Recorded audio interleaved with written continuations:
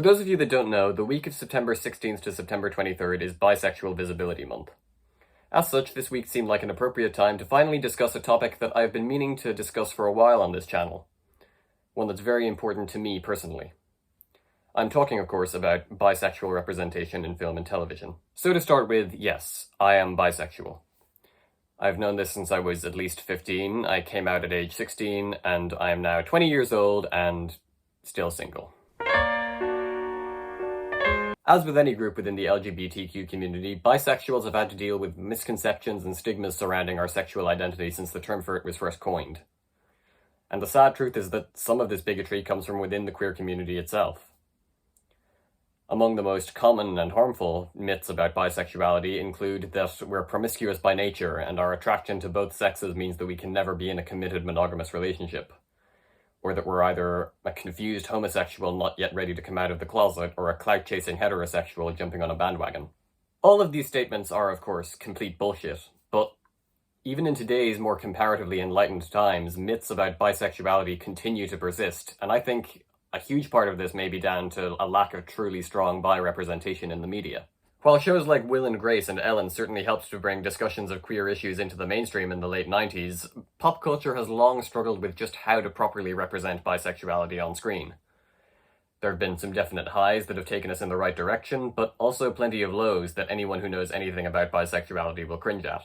I can't hope to cover the entire history of on-screen bi representation in this video, but I hope to at least give a fairly comprehensive overview to explore how things used to be, how they are now, and if there's been any real discernible change. Must have been would-be princesses, or perhaps another prince. A bit of both. One real low point in the history of bisexual representation on TV comes in Boy Girl, Boy Girl, the fourth episode of the third season of the beloved sitcom Sex and the City. In this episode, Carrie discovers that her new boyfriend is bisexual and has had relationships with men and women in the past. This discovery makes her very uncomfortable, as she suddenly finds herself wondering if he's eventually going to leave her for a man. And that leads to this discussion with her three lady friends. You know, I did the date the bisexual guy thing in college, but in the end, they all ended up with men. So did the bisexual women. It's not hot, it's greedy. He's double dipping.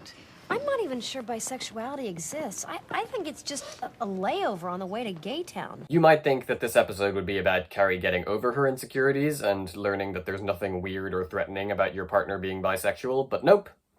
Instead, the episode ends with her deciding that this is all just too much for her to handle, so she ends up unceremoniously leaving the guy, and we never hear from him again. Now, to be clear, I'm not trying to say cancel Sex and the City or hashtag Carrie Bradshaw is over party or anything like that. Obviously, this episode is very cringy now, but it was broadcast in the year 2000, and I think it's an interesting example of how ill-equipped mainstream television was to deal with the topic of bisexuality at the time. So let's take a look at a few more recent examples to see how things have changed, if at all. In 2020, an episode of the revived Will and Grace aired, in which the title characters become concerned after they discover that Grace's niece is dating Trevor, an openly bisexual man who behaves in a manner that is stereotypically associated with gay men. Will and Grace spend most of the episode convinced that Trevor is just gay, and they try to gently convince the young couple that they're kidding themselves and should break off their engagement before one of them gets hurt. Now, unlike the aforementioned Sex and the City episode, Biplane actually aims to be a commentary on biphobia within the queer community, ultimately ending with Trevor pointing out to Will that his skepticism regarding his sexual identity is no different from the homophobia he himself would have faced as a young gay man, a point that Will finds himself unable to argue with. Still, I don't think the episode really succeeds as an exploration of biphobia, because while it understands that Will is wrong, it still lets him off the hook quite easily, given how vehemently he expresses his ignorant and misinformed views throughout the episode. I refuse to acknowledge the B. The B's and the Q's just haven't figured out if they're L or G yet. His eventual acceptance of Trevor feels half-assed and insincere, and the episode weirdly treats bisexuality as if it's some brand new thing that a pair of old souls like Will and Grace simply can't understand, even though it was very much in the cultural lexicon when the show first aired in the late 90s. It's well-intentioned, but disappointingly toothless, especially for a show that was so groundbreaking in how it dealt with queer issues. And then you have characters like Rosa Diaz from Brooklyn Nine-Nine, whose bisexual coming out is a major storyline in Season 5. Given that we'd known Rosa for 5 seasons at this point, the reveal of her sexuality was a very welcome surprise, and it's followed up by one episode which focuses on her struggle to come out to her very traditionally minded parents, after which point her sexuality is treated with refreshing matter-of-factness for the remainder of the show. So yeah, I would describe this as a good example of a bisexual character represented well in mainstream media. One of the main problems with how bisexuality is depicted on screen is that so many examples of mainstream bisexual characters are seductive femme fatales whose sexuality is depicted in a way that directly panders to the straight cisgender male gaze, much like pretty much everything in this patriarchal hellscape we call society. But that's exactly what makes shows like Crazy Ex-Girlfriend so refreshing. This is an underrated musical comedy that ran on the CW from 2015 to 2019, and while it's not actually about bisexuality, there are a number of prominent bisexual characters in it. And one of them is a kind of character who is too rarely seen in mainstream television. A middle-aged man who re-explores his sexuality after finding himself newly single for the first time since college, and gradually discovers that he is in fact bi. He goes on to have multiple healthy relationships with both men and women over the remainder of the show's run, and even gives the bi community its own anthem with the absolute banger of a song, Gettin' Bi. Not a phase, I'm not confused, not indecisive, I don't have the gotta choose. Of course, I couldn't discuss this topic without talking about one of the best recent examples, which is the Netflix series Heartstopper, which focuses on a romance between two schoolboys in the UK. I really can't overstate how satisfying it felt to watch a show about LGBTQ youth that was clearly written by people with a genuine understanding of the nuances of queer identities, and in particular it features one of the most authentic depictions of a bisexual awakening that I've ever seen.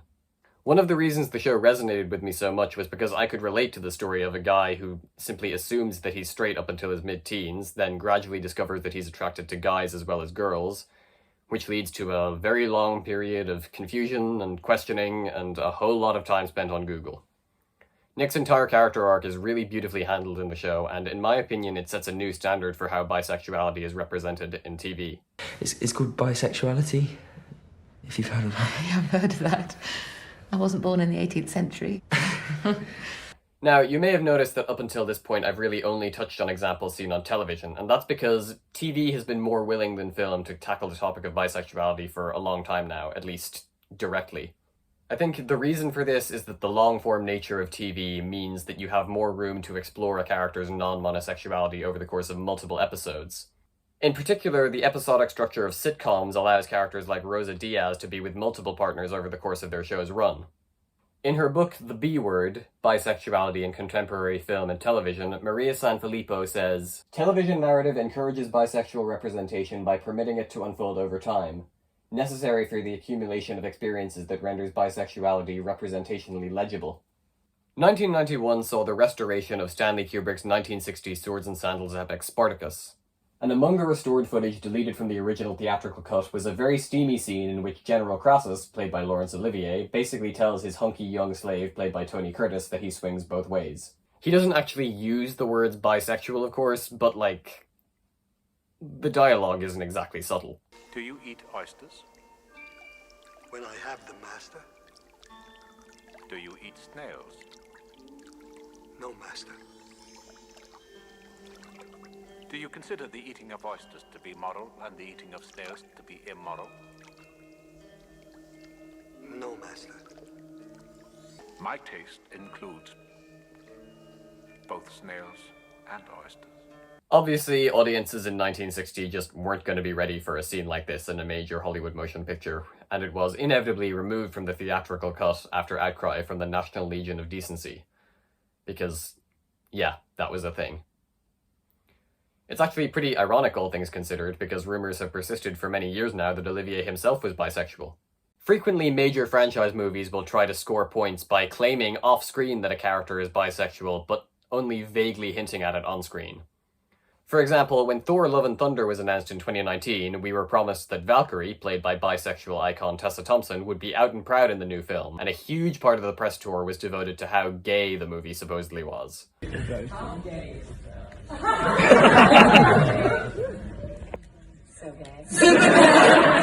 So how does Thor Love and Thunder address Valkyrie's bisexuality? Well, at one point she kisses an unnamed woman's hand, so... bi rights? So in conclusion, I would say that the state of bisexual representation on screen is still a pretty mixed bag. But Even so, I would still say that things have improved enough that there's plenty of reason to be optimistic about the future. Bisexual and pansexual characters are increasingly becoming a norm in mainstream pop culture, and shows like Heartstopper have proved that it is possible to tackle these topics on screen without conforming to stereotypes or cliches. So for now, happy Bisexual Visibility Day. It doesn't take an intellectual to get that I'm bisexual.